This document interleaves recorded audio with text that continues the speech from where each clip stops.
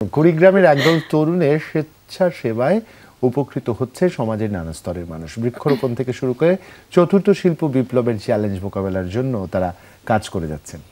তাদের স্বেচ্ছাসেবামূলক কর্মকাণ্ডের বিস্তারিত জানবো কুড়িগ্রাম থেকে, এবং সেখান থেকে যুক্ত হচ্ছেন আমাদের সহকর্মী নাজমুল হাসান। নাজমুল, শুভ সকাল। শুভ সকাল নাজমুল।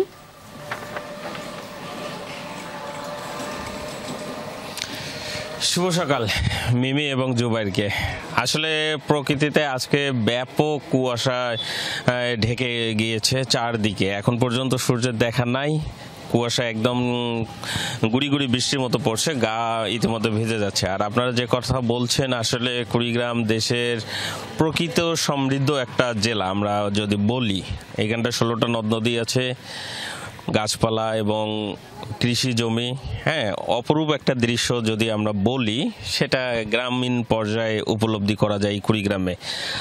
জুবাইর মিমি যেটা বলছিলেন, আসলে কুড়িগ্রামেও আমরা পরিবেশ রক্ষার জন্য আমাদের এই অঞ্চলের মানুষ এখনো সজাগ রয়েছে। আমরা সেই রকমই একটি কার্যক্রম দেখছি যে বৃক্ষর উপর যে অত্যাচারটা হয়, আমরা যদি বলি শিক্ষিত বলি বা অশিক্ষিত সমাজের লোকজন যদি এই গাছগুলোর উপর অত্যাচার করে, সেইটাকে যদি দেখি যে তাদের যে কার্যক্রমটা, হ্যাঁ, এই গাছের মধ্যে যেসব পোস্টার, ফেস্টুন, ব্যানার, বিভিন্ন যে অত্যাচারটা হয়, নির্যাতনটা হয়, যদি বলি আমরা এক কথায় যে গাছের উপর, সেটা অপসারণ করছে এখানকার স্বেচ্ছাসেবী সংগঠনের ছেলেপেলে। আমরা যদি একজনকার সঙ্গে কথা বলি, তাহলে সেটার বিস্তারিত আমরা জানতে পারবো কেন, তাদের কি উদ্দেশ্যে তারা এই কাজগুলো করছে।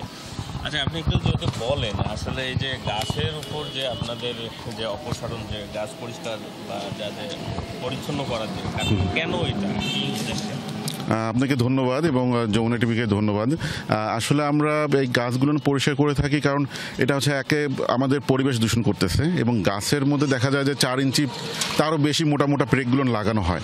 তো লাগানোর ফলে হয় কি, গাছগুলোর ভিতরে যে আঁশগুলো থাকে, সেগুলো কিন্তু ফাইবারগুলো আস্তে আস্তে নষ্ট হয়ে যায়। তো যার ফলে হয় কি, গাছগুলোর যে আপনি বড় হয়ে যেভাবে স্বাভাবিকভাবে যেভাবে বেড়ে ওঠা, সেটা বিঘ্নিত হয়, এবং এটা আপনি গাছগুলোর প্রচণ্ড ক্ষতি করে, এবং যে পরিমাণ দীর্ঘজীবী বাঁচার কথা, সেই গাছগুলো কিন্তু অতদিন বাঁচে না। তো এইভাবে আমাদের পরিবেশগুলো পুরোপুরি নষ্ট করে ফেলে এই ব্রেকগুলো, এবং আমাদের পরিবেশে ভীষণভাবে। আচ্ছা, আমাদের অপ্রতিরোধ কুড়িগ্রাম যুব উন্নয়ন সংস্থা, আমরা যেমন মনে করেন আমাদের চতুর্থ শিল্প বিপ্লব নিয়ে আমাদের যুবদের নিয়ে আমরা কাজ করে থাকি। যুবদের আমরা তাদের ডেভেলপমেন্টের জন্য আমরা প্রচুর পরিমাণে কাজ করে থাকি।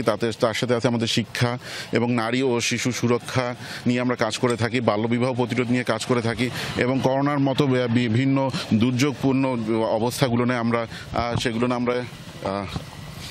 নিয়ে আমরা আপনার দুর্যোগ ব্যবস্থাপনায় আমরা কাজ করে থাকি। যেমন আমাদের এখানে বন্যা হয়, এখন শীত, সেগুলো নিয়ে আমরা সবসময় দুর্যোগপূর্ণ ব্যবস্থাগুলো নিয়ে আমরা বিভিন্নভাবে কাজ করে থাকি। এবং আমরা যেহেতু যুবদের নিয়ে আমরা কাজ করে থাকি, তো দেখা যায় যে আমাদের যুব উন্নয়ন নিয়ে আমরা বেশ পরিমাণে কাজ করছি এখন। তো তাদের বিভিন্ন ট্রেনিং দেওয়া, সেগুলো আমরা কাজ করছি, যাতে তারা তাদের সফট স্কিল ডেভেলপমেন্টগুলো যাতে হয়, সফট স্কিল ডেভেলপমেন্টের মাধ্যমে তারা যেন সমাজে বিশেষভাবে ভূমিকা রাখতে পারে। তো সেই ক্ষেত্রে আমরা কাজ করতেছি, এবং আমাদের ইনোভেশন এবং ডিজিটালাইজেশন নিয়েও আমরা কিন্তু ব্যাপক কাজ করে থাকি। আমরা যদি আরেকজনকার সঙ্গে কথা বলি, স্বেচ্ছাশ্রমে যারা দায়িত্ব রয়েছে, তাদের সঙ্গে কিভাবে তারা কাজ করতেছে। আচ্ছা, একটু কথা বলবো, সেটা হচ্ছে আপনারা এখানটায় যে কাজ করতেছেন, এ পর্যন্ত কতগুলো গাছ পরিষ্কার করেছেন, বা এর বিনিময়ে কোনো অর্থ পান কিনা আপনারা? না, আমরা যেখানে কাজ করতেছি এ পর্যন্ত প্রায় 550 প্লাস গাছ ব্রেক তোলা হয়েছে, এবং এর বিনিময়ে অর্থ হয় না, কোনো অর্থ হয় না আর কি। হ্যাঁ, স্বেচ্ছাশ্রম। জুবাইর মিমি, আপনারা যেমনটি শুনছিলেন, আসলে কুড়িগ্রামের তরুণ সমাজ এখনো পিছিয়ে নেই। সারা দেশের সঙ্গে আমরাও যে এগিয়ে যাচ্ছি, এবং স্বেচ্ছাশ্রমের মধ্যে যে জেলাকে পরিচিতি তৈরি করা এবং নিজের জেলাকে সুন্দরভাবে সাজিয়ে তোলার কাজে এইখানকার তরুণরাও যে এগিয়ে রয়েছে, সেটার একটা দৃষ্টান্ত যদি বলতে পারি যে অপ্রতিরোধ কুড়িগ্রামের কার্যক্রমটা।